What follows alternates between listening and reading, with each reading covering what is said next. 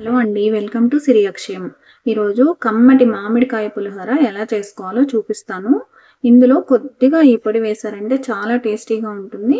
చూపిస్తాను రండి.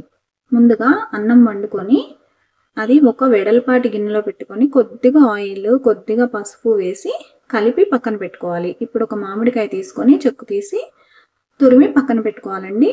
ఇప్పుడు స్టవ్ మీద ప్యాన్ పెట్టి 1/2 టేబుల్ స్పూన్ మిరియాలు, 1/2 టేబుల్ స్పూన్ జీలకర్ర, కొద్దిగా మెంతులు వేసి దోరగా వేయించుకోవాలి.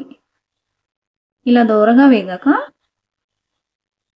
చూసారు కదా, ఇలా దోరగా వేగాక వాటిని రోట్లో దంచుకోవాలండి, లేదా మిక్సీలో కూడా వేసుకోవచ్చు.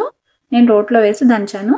ఇది పక్కన పెట్టేసి ఇప్పుడు స్టవ్ మీద ప్యాన్ పెట్టి 3 టేబుల్ స్పూన్ ఆయిల్ వేసి ఇప్పుడు పల్లీలు, ఆవాలు, శనగపప్పు, మినపప్పు, జీలకర్ర, పచ్చిమిరపకాయలు, ఎండుమిరపకాయలు, ఇంగువ, కరివేపాకు, జీడిపప్పు వేసి అవి కొద్దిగా వేగాక కొద్దిగా పసుపు వేసి ఆ పొడి ఉంది కదా అది వేసేసి రుచికి సరిపడా ఉప్పు వేసి ఇందాక కలిపి పెట్టుకున్నాం కదా ఆ అన్నంలో ఇప్పుడు వేసిన తిరగమూత వేసేసి మామిడి తురుము కూడా వేసి చక్కగా కలిపి పెట్టుకోవాలి.